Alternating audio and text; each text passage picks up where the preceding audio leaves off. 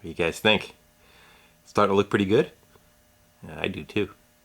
Almost done with it. You like the lights I put in the top windows? Alright. Maybe not. This is was mailed to me from a YouTuber. Craig's is his channel. I guess he owned a 65 camper and had it for a while, drove it around, enjoyed it, and I guess he's enjoying watching the video of me putting this bus back together. And as a favor, he mailed this to me, and I appreciate it very much. I think I'll try to incorporate that somewhere in the bus itself. It's a 125 scale of a Samba, and hope mine comes out halfway decent as this one, but I definitely do appreciate that, and thanks a lot. The bus we're kind of getting back together on it. I did some mundane work on it. One was the throttle was only getting about half throttle. The gas pedal was flopped over on its side and the linkage underneath was all busted up. So we made a new pivot point for that, and now we get full throttle. The driver's door latch was shot. Here's the one that was in it. If you kind of notice, you can see inside there, right inside there. Push it back. It's got a bunch of play in it. It's not gonna let me do it. Anyway, there's play in this whole section right in here, and this cam will end up coming off of its paw, and you slam the door, it just bounced right back open again. So I went to go cut this one up and repair it, but I looked inside the pile of parts that came with the bus, and there was another set of latches already in there, this being the passenger side. Looks like shit, it's all rusty, but it was in decent shape. You can see the cam was in good shape. So took the driver's side one and we cleaned that all up, and that's all installed now. Kind of tucked up under inside there.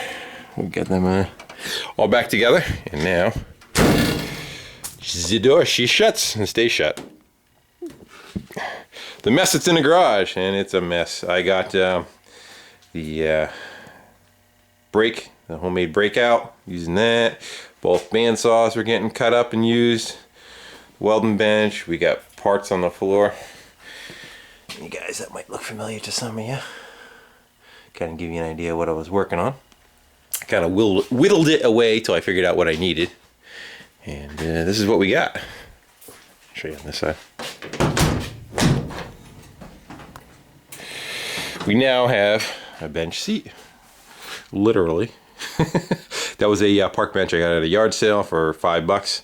And it was too short. It was 48 inches across, 4 feet, and I bumped it up to 54, and figured I'd give myself about 2 inches from the door on each side.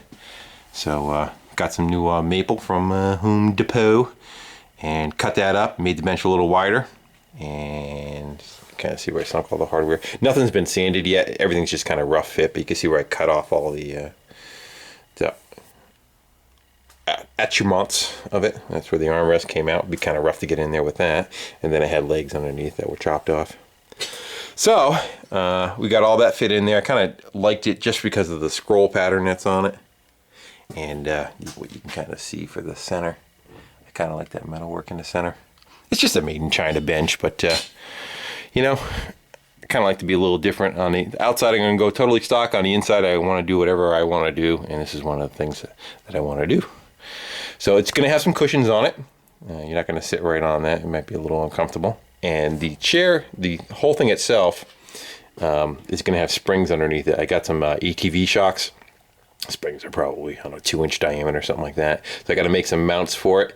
And then the back of the seat will have some flex to it when you go over the bumps. And in the front, you can kind of see, see if I can click a light on for you. You can kind of see I just took some big ass hinges and bent them up in the brake over there on the top. The bottom, I cut down the center because I didn't need it, just to a strip that's probably about 1.5 inches wide. Welded that to the floor. I cut the heads off the pins, so if I want to take it out, all I gotta do is just push the pins out, and you can take the whole seat right out of here. You can kind of see I got some metal strapping. This is about 3 inches wide, and I bent them to match the contour of the seat. And because it's got the area for the spare tire sits behind the seat, you can there goes my board. But you can flip the whole seat up, and it'll stay up out of the way, and it'll give you access to where the spare tire goes, which is right in there. And you can kind of see the hardware that I bent up. That's an 1/8 inch plate by about 3 inches wide, and I figure I put it right where you sit, so that's where all the weight is and all the strength will have to be, so I'm just kind of transferring that right down to the bottom. And then the next thing is to go and make some spring perches. One right there and one on the top, and I probably go with about 5 inches of spring. I'll start higher, 6, see how much it crushes down, and get it so that the back of the seat probably sits about that far away, and then it kind of flexes into, you know, probably 1/2 inch within. The seat comes to about right here. What I'm going to do is I'm going to take one more piece of maple and actually fix it to the back and run it right across to give the seat a feeling that's a little bit taller. So that's that guy.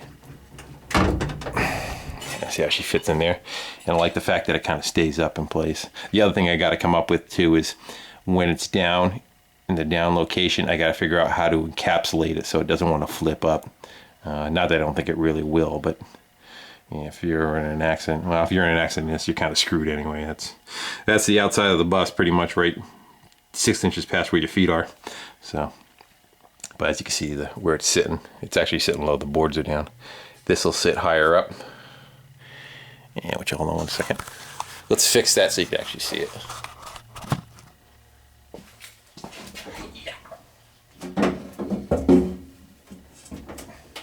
Probably something like that. You can kind of see how far away it's staying from the wall now. Probably be up just a little more.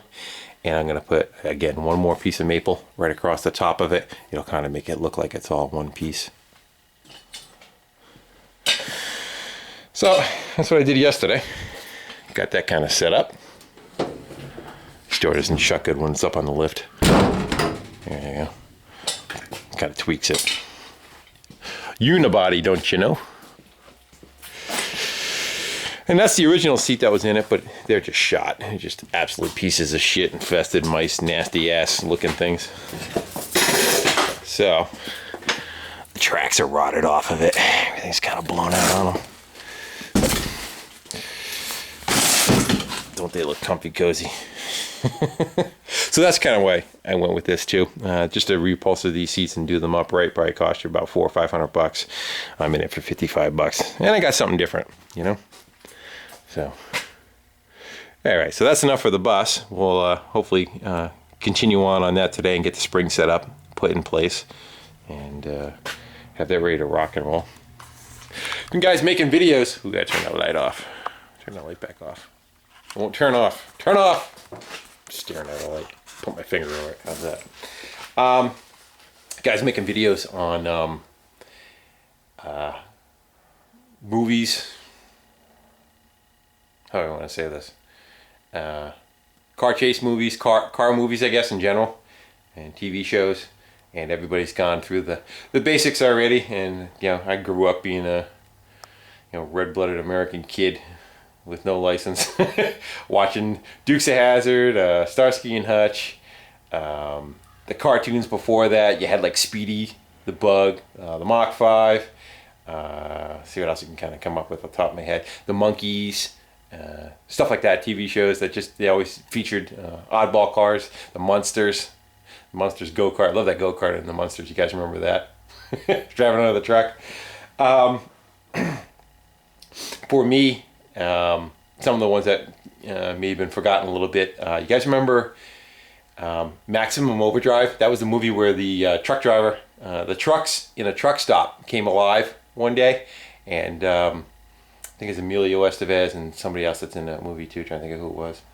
That all the trucks came alive. There was a big tractor trailer with a clown on the front of it and on the back. There was a just all different vehicles. There was a little like I don't even know what you want to call it. Not even a go-kart, just that four-wheel looking dolly thing with a motor on it, and machine gun on it that drove around. They had to go gas up all the vehicles. They were fighting them to gas up the vehicles. Those are pretty awesome. I love those kind of movies. Sci-fi kind of stuff, with stuff comes alive. Christine, it's another good one. And Christine's like the only book I ever read. I think I read that back in like 1983, 82, something like that, before the movie even came out. That's about it for books for me. What else? Drawing a blank right now. It's because I'm on camera and I don't edit. Steve McQueen, all the stuff that he did. The original Gone in 60 Seconds with H.B. Hickney, I think it was his name. He made a whole bunch of movies. He did all his movies. They were stuntmen, and they kind of just went and decided to kind of go get into making their own movies. I think that's how it goes. And he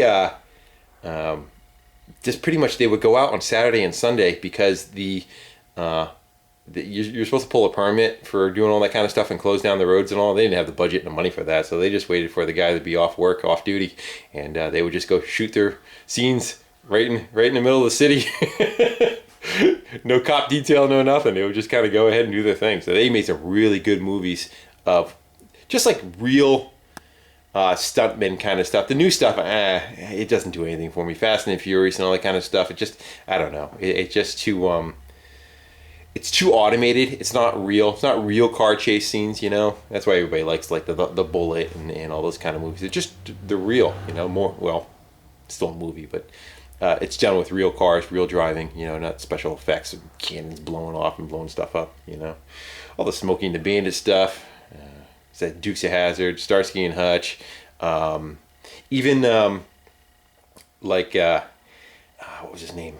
The Rockford Files, you know, beating the crap out of that Firebird.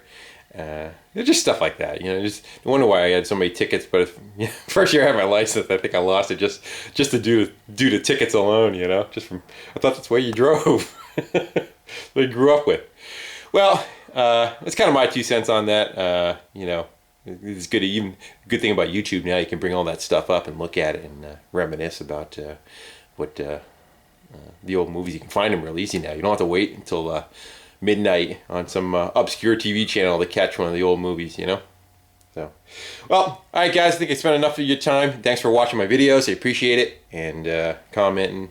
I like that stuff, and we'll do another one soon. Hopefully, we'll have the springs kind of mounted in this seat and all secured. Hopefully, get the seat belts in, that kind of thing, and keep moving on with it. Again, thanks for watching. Thanks for Craigs for mailing me the VW bus. A little inspiration on what it's supposed to look like when it's done. And take care. Bye.